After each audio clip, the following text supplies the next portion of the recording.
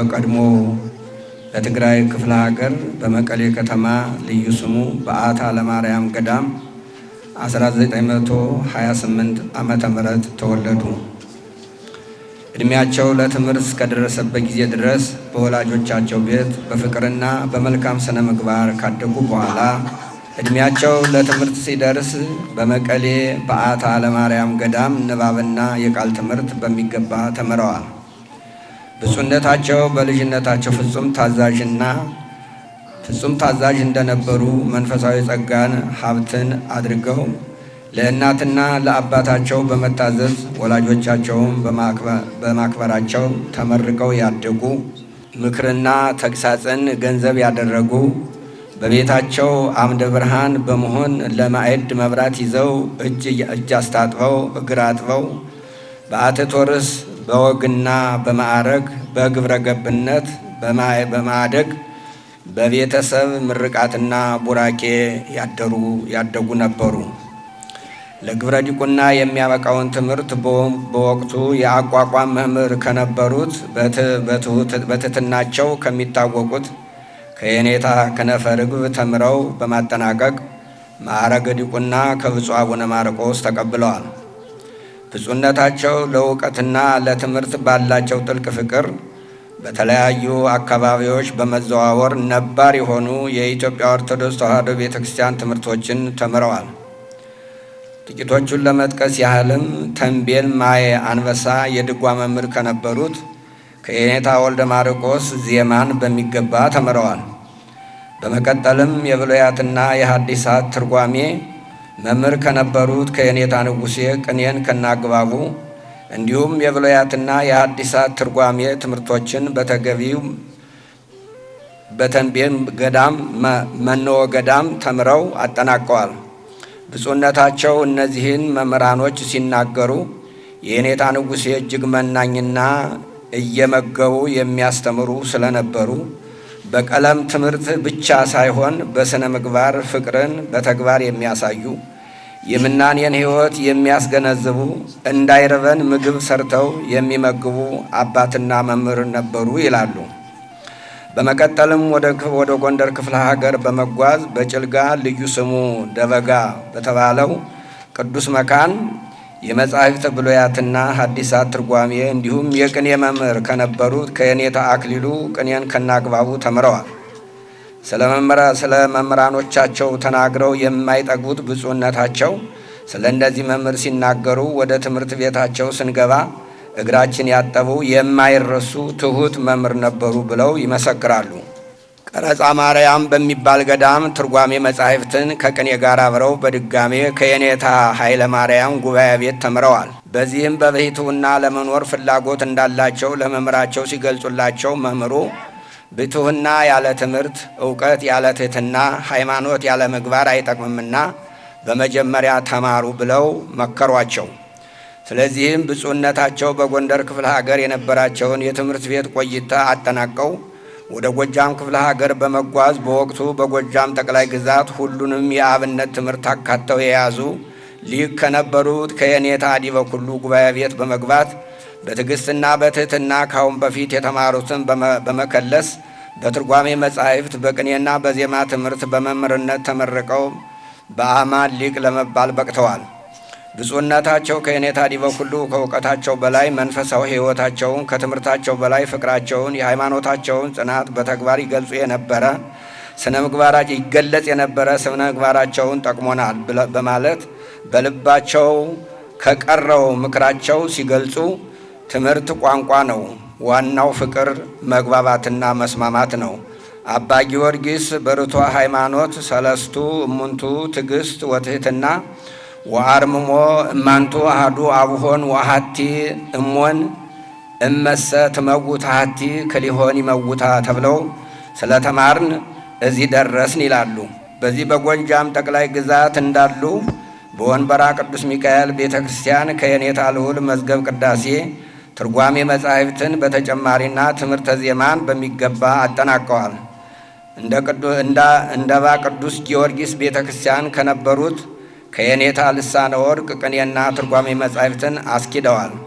ብፁዕነታቸው ጎጃም በነበሩበት ወቅት ደጋዳሞት ፈረስ ቤት የንታ ወልዴ የሚባሉ እጅግ የበቁ የታወቁ የዝማሬ መዋሥዕት መምህር ስለለመኗቸው እሺ ብለው ማስተማር በመጀመር በዚሁ ቦታ ከ10 ዓመታት በላይ በማስተማር በርካታ ቁጥር ያላቸው ደቀ መዛሙርት አፍርተዋል። መንፈሳዊ አገልግሎትና ክብረ ክህነት ብፁዕነታቸው ጎጃም ደጋዳሞት ፈረስ ቤት በነበሩበት ወቅት አባ ተረፈ የሚባሉ ጎበቻ በሚባል በረሃ ሥላሴ ቤተ ክርስቲያን አጠገብ የሚኖሩ ባሕታዊ ጋር ተገናኝተው ሰላምታ ቀረቡላቸው። የበረሃው ባሕታዊ አባ ተረፈ መምህር አረጋወይን እንኳን ደህና መጣህ፣ ስፈልግህ ነበር የመጣኸው። ሚስት ላገባ ስለሆነ ሚዜ ትሆነኛለህ።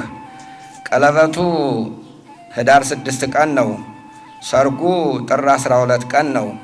የረቡዕና የዓርብ ውዳሴ ማርያም በትርጓሜ እደግማለሁ። ከዚህም ተነስቼ ወደ አዲስ አበባ እሄዳለሁ። ከአዲስ አበባ አርሲ እሄዳለሁ።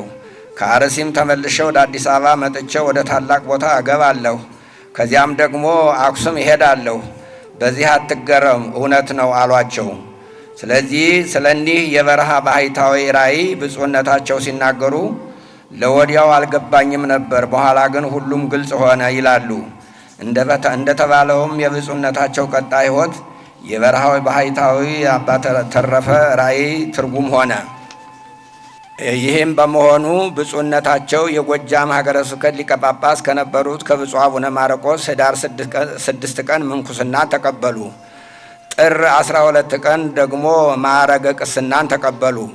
በመቀጠልም በ1964 ዓመተ ምህረት አዲስ አበባ እንደመጡ በወቅቱ በአርሲ ጠቅላይ ግዛት የአርሲ ሀገረ ስብከት ሊቀ ጳጳስ በነበሩት በብፁዕ አቡነ ሉቃስ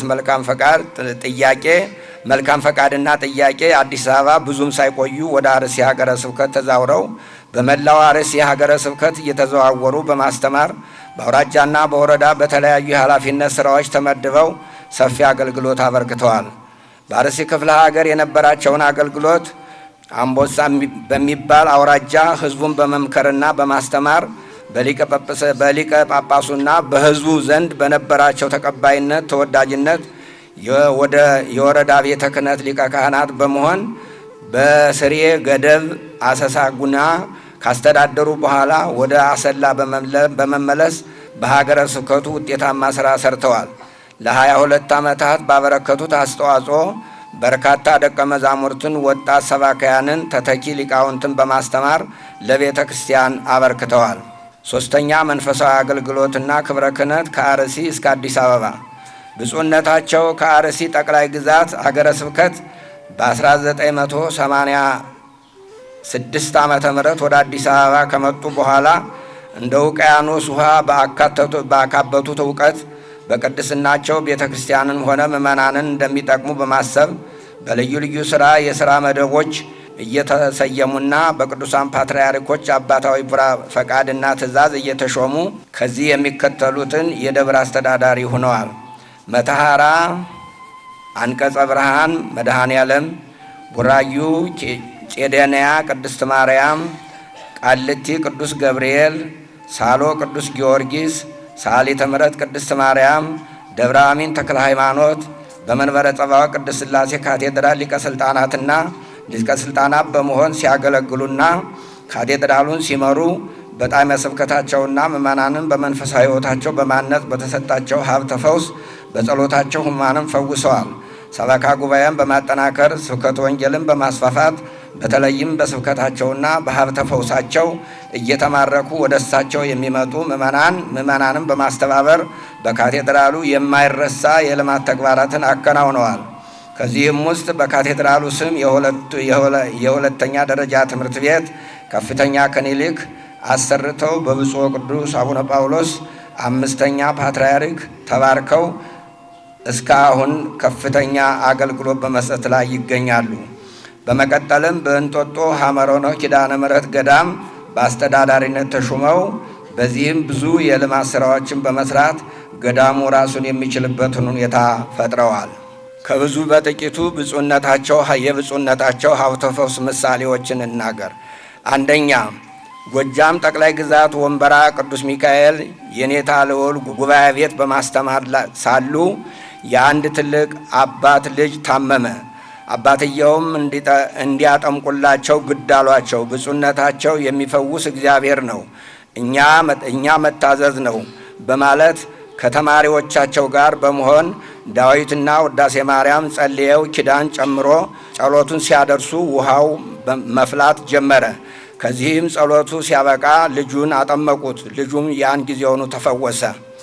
ሁለተኛ፣ በአርሲ ጠቅላይ ግዛት ስሬ ከተማ ቅዱስ ጊዮርጊስ ቤተ ክርስቲያን እያገለገሉ በነበረበት ወቅት ሸጣይር የተባሉ የሙስሊሞች ኢማም ልጁ ከነበረበት ሕማም ስለፈወሷት የልጅቱ አባት በአካባቢው ይኖሩ የነበሩ ሙስሊሞች ከእንግዲህ ለእኛም አባት ነዎት ከክርስቲያኑ እንዳይለዩም በሚል በሕዝቡ መካከል የፍቅር ድልድይ ሆነው እንዲያገለግሉ ብዙ በጥቂት እንደኖሩ ከብዙ በጥቂቱ ይጠቀሳሉ። ብፁዕነታቸው ለማዕረገ ጵጵስና መመረጥና ሐዋርያው ጥሪ። ታላቁ ሊቅና ደጉ አባት ብፁዕ አቡነ ሰላማ በአብነት መምህርነታቸው በተለይም በቅኔ መምህርነታቸው በተለያዩ አህጉረ ስብከት ወንበር ዘርግተው በማስተማር በርካታ ሊቃውንትን በማፍራት ልዩ በሆነው የስብከተ ወንጌል ስጦታቸው ቅድስና ከሙያ ጋር አስተባብረው የያዙ የአበው ቅዱሳን ረድኤት ያልተለያቸው በተሰጣቸው ሀብተ ፈውስ አጋንንትን የሚያስወጡና ደዌያትንም መፈወሳቸው ሲበዛ ሰው አክባሪ፣ ሰውን ሁሉ የሚወዱ ትሑት አባት በመሆናቸው ለቅድስት ቤተ ክርስቲያናችን ባበረከቱት ሰፊ የሆነ መንፈሳዊና ማህበራዊ የልማት አገልግሎታቸው ተመዝነው ብቁ ሆነው በመገኘታቸው ሐምሌ 9 ቀን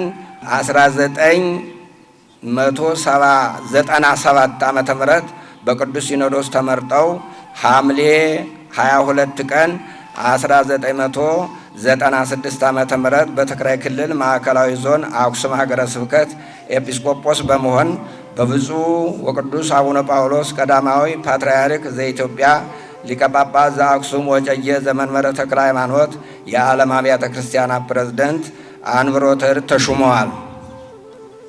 ከታኅሳስ 9 2002 ዓመተ ምህረት ጀምሮ የሰሜን ምዕራብ ሽሬ እንዳስላሴ ሀገረ ስብከት ደርበው እየሰሩ እስከ ግንቦት 28 ቀን 2005 ዓመተ ምህረት ድረስ ለ8 ዓመታት ሐዋርያዊ ተልእኳቸውን ሲፈጽሙ ቆይተዋል። ግንቦት 28 ቀን 2005 ዓመተ ምህረት ከትግራይ ክልል ማዕከላዊ ዞን አክሱም ሀገረ ስብከት ተዛውረው የታዕካ ነገሥት በዓታ ለማርያም ገዳምና የመንበረ መንግሥት ቅዱስ ገብርኤል ገዳም የበላይ ኃላፊ ሊቀ ጳጳስ ሆነው ሲያገለግሉ ቆይተዋል። በ2006 ዓመተ ምህረት የምስራቅ ሐረርጌ ሀገረ ስብከት ሊቀ ጳጳስ በመሆን ለ7 ዓመታት በምስራቅ ሐረርጌ ሀገረ ስብከት ከፍተኛ ሐዋርያዊ አገልግሎትን ፈጽመዋል። ብፁዕ አቡነ ሰላማ ከህዳር 2012 ዓመተ ምህረት ጀምሮ ከምስራቅ ሐረርጌ ሀገረ ስብከት ተዛውረው የታዕካ ነገሥት በዓታ ለማርያም ገዳምና የመንበረ መንግሥት ቅዱስ ገብርኤል ገዳም የበላይ ኃላፊ ሆነው በበዓታቸው በመወሰን ሲያገለግሉ ቆይተው ባደረባቸው ሕመም በሕክምና ሲረዱ ቆይተዋል። ይሁን እንጂ ብፁዕነታቸው ከሐዋርያዊ አገልግሎት አልተለዩም። ለሕክምና ወደ ሰሜን አሜሪካ በተጓዙበት ወቅት እንኳን አመመኝ ደከመኝ ሳይሉ በተሰጣቸው ጸጋ ሕሙማንን በመፈወስ ያዘኑና የተጨነቁትን በማጽናናት የተጣሉትን በማስታረቅ በማስተማርና በመምከር በዋሽንግተን ዲሲና አካባቢው ስብከተ ወንጌልና ሐዋርያዊ ተልእኮ ሲሰጡ ቆይተዋል።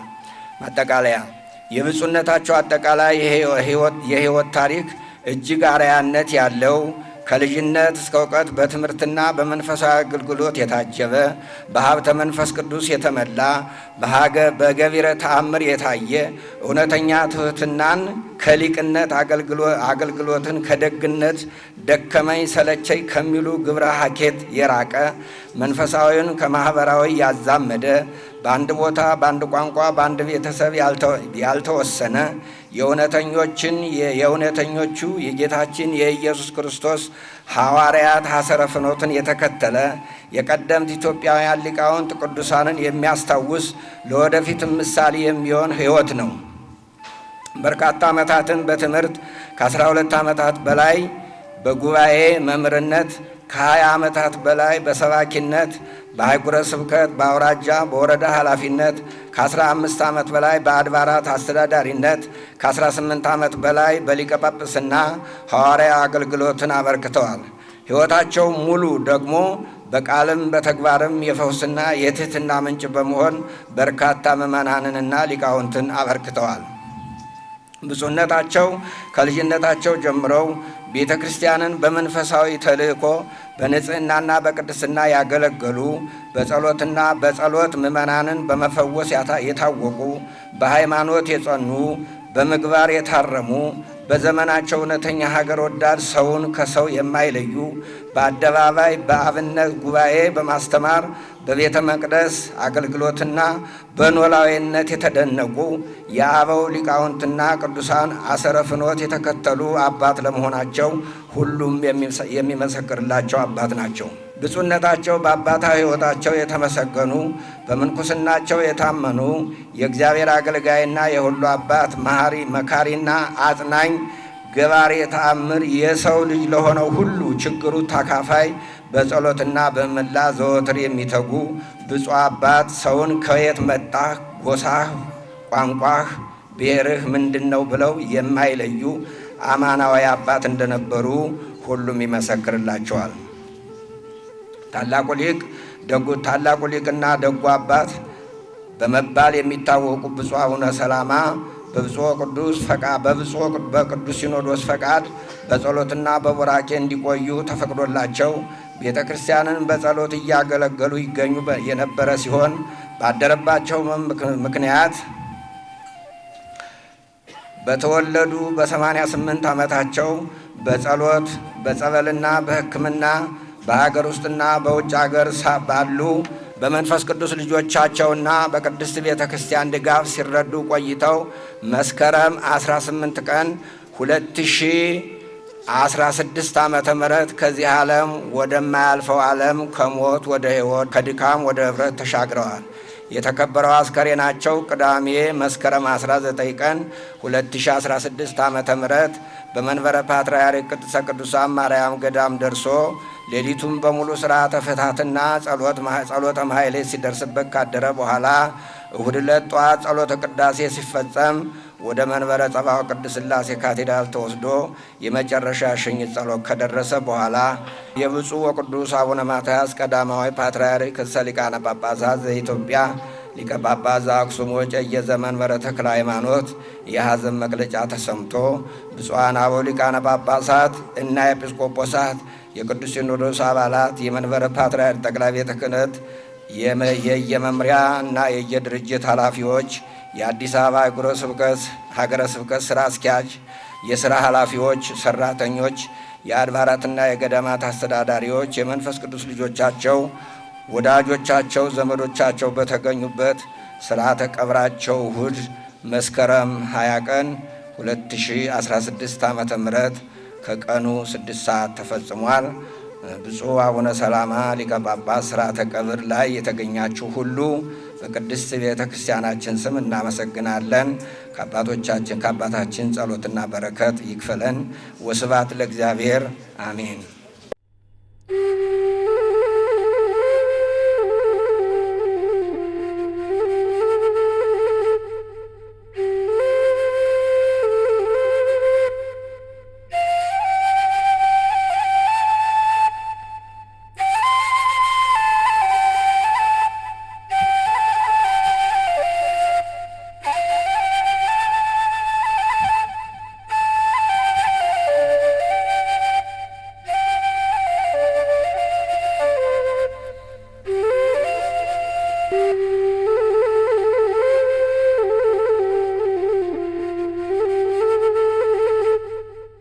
ወደዚህ ትላንት ወይዘሮ ማረታና ሄኤሜን በአሜሪካን ሀገር የሚረዷቸው ብፁዕ አባታችንም በስልክ አነጋግረን ወደ ቱርክ ሀገር እንዲሄዱ እሺ ብለውን በፊትም ቢብለውን ስለነበር አልሄድም አልታከምም ብለው በኋላ እሺ ያሉን ወደ አሜሪካንም ሀገር እንደዚሁ ብለን ብፁዕ አባታችን አቡነ ጴጥሮስም ጽፈውልን ነበር ከዚህ እና በአሜሪካንም ሀገር ሕክምናቸውን በሚገባ ተከታትለዋል። ወይዘሮ ማርታ ሄኤሜን ወይዘሮ የሴም ከነቤተሰቦቻቸው በጣም የሚመሰገኑ ናቸው።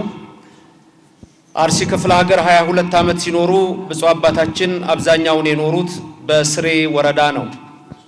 በደብረ ሰላም ቅዱስ ጊዮርጊስ እኔ 13 ዓመት አብሬ ኖሬ ያለሁ። እዚህ ያሉ ከኔ በእድሜም በእውቀትም የሚበልጡ ታላላቆች አሉ። የ13 ዓመት ህይወታቸውን አውቃለሁ። ቀንም ለሊትም አብሬ ስለነበርኩ 5 ነጥቦች ስለ ብፁዕ አባታችን 1 2 3 4 5 ብዬ ልንገራችሁና ላብቃ። አንደኛ ብፁዕ አባታችን አቡነ ሰላማ ማንንም ሰው ሲያገኙ ወንድ ከሆነ ቅዱስ ሴት ከሆነች ቅድስት ነው የሚሉት። ይሄን ምእመናን ለዚህ ምስክር ይሆናሉ። ሁለተኛ በታሪካቸውም እንደተነገረው ብፁዕ አባታችን ዘር፣ ጎሳ፣ ሰፈር፣ ቀበሌ የሚባል አያውቁም። ታላቅ እህታቸው ዛሬ አሉ በ2 ዓመት የሚበልጧቸው። የእሳቸው እድሜ 88 ነው። በ9 ዓመት እድሜያቸው ከቤታቸው ከወጡ በኋላ እነዚህ ቤተሰቦች እህታቸው ጭምር ያገኟቸው ጵጵስና ሲሾሙ ታሪካቸው ተጽፎ የትውልድ ቦታ ሲገለጽ ነው። እሱ ላይም ማስታወሳለሁ። እዚህ ያሉትም ወንድሞች ያሉ አይጻፍ ምን ያረጋል አይጻፍም ብለው ለዚህ ነው አንዳንድ ዓመተ ምህረት ስህተት ላይ እሳቸው ሳይናገሩ 34 የሚለው ራሱ ሌሎች ሰዎች ስለጻፉት ነው። እሳቸው እንዲጻፍም አልፈለጉም ነበር። በ28 ዓመተ ምህረት ነው የተወለዱት። የእሳቸው አንድ አባባል አለ እዚህ ላይ ሰው ከየት መጣህ አይባልም ምን ተምረሃል ነው የሚባለው የሚለውን ይሄንን በእኛ ውስጥ ጨምረዋል። ሕፃን ሆነን እሳቸው ከሚተኙበት መሬት 70-80 የሚሆኑ ተማሪዎች አብረን ነው የምናድረው። መቃብር ቤት ውስጥ ነው የምንኖረው። አንድ ቀን 2 ወንድሞቻችን ሁለቱም አሉ እዚህ በዚህ ቆመዋል። በሌላ ቋንቋ ተኝተው ያወራሉ።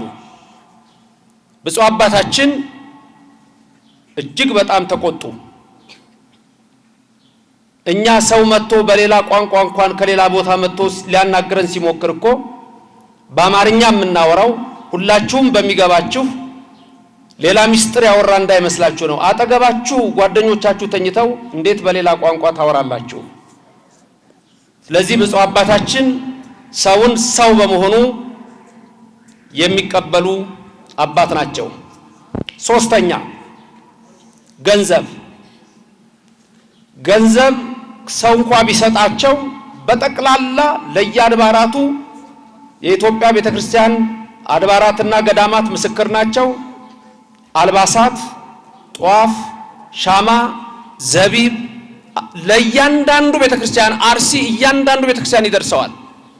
እስከዛሬ ድረስ የሚቀደስበት እሳቸው የሚልኩት ዘቢብ ነው። በመጨረሻም ላይ ታሪካቸውን ነግረውኛል። እጅግ በጣም ደስ በሚያሰኝ ሁኔታ ምንም ብዙ ነገር የላቸውም። ያንንም ደግሞ ላገለገሉበት አብያተ ክርስቲያናት በጠቅላላ በረከት እንዲሆን ይሄንን አስፍረዋል። 4 እንደ አቡነ ሰላማ ሰይጣን የሚጠላው የለም። እኛ ጋር ቀደም ብፁዕ አባታችን ሲናገሩ ትልቅ አባት ነበሩ በስሬ ሼክ ጣሂር። ከሳቸው ውጪ እኛ መዝግበን የያዝናቸው ወደ 3000 የሚጠጉ ሰዎች በሳቸው የተፈወሱ ሰዎች አሉ። ወደፊት ታሪካቸውን በምንጽፈው መጽሐፍ እናስቀምጣለን። ሌላው እኔም እዚህ ያሉ ወንድሞቼ ምስክር የሚሆኑት በ13 ዓመት ቀን ከሌሊት አብረን ስንኖር አቡነ ሰላማ የሚተኙት 1 ሰዓት ብቻ ነው። ማታ እንማራለን። ዘመናዊ ትምህርታችንን እንድንጠነክር ያደርጋሉ። የትምህርት ማጠቃለያ ቀን ሄደው ቁጭ ይላሉ። እያንዳንዱ ዲያቆን ከየክፍል ደረጃው ሲሸለም ደስ ይላቸዋል። እጅግ የሚገርማችሁ ደግሞ ወደ አሰላ ለስብሰባ ደግሞ ወደዚህ ሲመጡ ለእያንዳንዱ ዲያቆን ልብስ እየገዙ ይመጣሉ። በተለይ ወላጅ አልባ ለሆኑ ሙሉ በሙሉ ወጫቸውን ችለው ያስተማሩ በስማቸው የሚጠሩ ዛሬ በመካከላችን እንደነ ሊቀ ስዩማን ቦጋለ ሐረገወይን ሙሉ በሙሉ የተማሩት በብፁዕ አባታችን ነው። ብዙ ፈውስ፣ ብዙ ድንቅ ተአምር ተደርጓል። እኛ ለዚህ ምስክሮች ነን። ስለዚህ ከምሽቱ 4 ሰዓት ትምህርትና ጥናት ያበቃል። ወደ 4 ተኩል ላይ ጋደም ይላሉ። ሙሉ በሙሉ የብራና መጽሐፍት እላያቸው ላይ አድርገው ነው የሚተኙት። ድንገት አንዳንድ ጊዜ አይታችሁ ከሆነ ሰውነታቸው በጣም ግዙፍ መስሎ የሚታያችሁ ሰዎች በትልልቅ ኪስ አሰፍተው የብራና መጽሐፍት ነው እዛ ውስጥ የሚከቱት። ሲተኙም ሁሉ ጊዜ ከአንገታቸው ጀምሮ የብራና መጽሐፍ በላያቸው ላይ ነው። ከምሽቱ 5 ሰዓት አካባቢ እንቅልፍ ይወስዳቸዋል። ልክ እኩለ ሌሊት ላይ ይነሱና ይቆማሉ። 11 ሰዓት ሌሊት ሲሆን ለሰባተ ነግ ሁላችንም ስለምንገባ ወደ ቤተክርስቲያን ይገባሉ። በ3 አቅጣጫ ገድለ ተክለ ሃይማኖት፣ ገድለ ገብረ መንፈስ ቅዱስና ገድለ ጊዮርጊስን ያስነብቡናል። የሚፈወሱ ሰዎች ቁጥር የላቸውም። አባ እንጦንስ አባ ጳውሎስ የሚለውን ከመጽሐፈ መነኮሳት ሳነብ ትክክል መሆኑን ማቀው የአቡነ ሰላማን ታሪክ ስለማቅ ነው። ዛሬ መንፈሳዊ አይን ያለው ሰው ካየ አቡነ ሰላማ ምን አይነት የብርሃን ላንቃ ካባ ወርዶላቸው ይሆን? አባ እንጦንስ ለአባ ጳውሊ እንዳለቀሰው ኤልያስ ልበልህ፣ ዮሐንስ መጥምቅ ልበልህ፣ ጳውሎስ ልበልህ እያለ እንዳለቀሰላቸው አባ እንጦኒ ዛሬም ለአባ ሰላማ ያ እንባ ነው የሚመጣው። የተጎዳነው እኛ ነን። እህታቸውን እግዚአብሔር ያጽና፣ ቤተሰቦቻቸውን እግዚአብሔር ያጽና። ይህ የኢትዮጵያ የጠቅላላ ሐዘን ነው። ሀዲገ ልማድ መቲረ ፍቃድ ከአባ ሰላማ አይተናል። አባ ሰላማ እንጦንስ ነህ፣ ጳውሎስ ነህ፣ ታሪክህን እንጽፋለን። ዛሬም ጸሎትህ አይለየን። ሁላችሁንም እግዚአብሔር ያክብር። እመቤታችን በረድኤት አትለየን።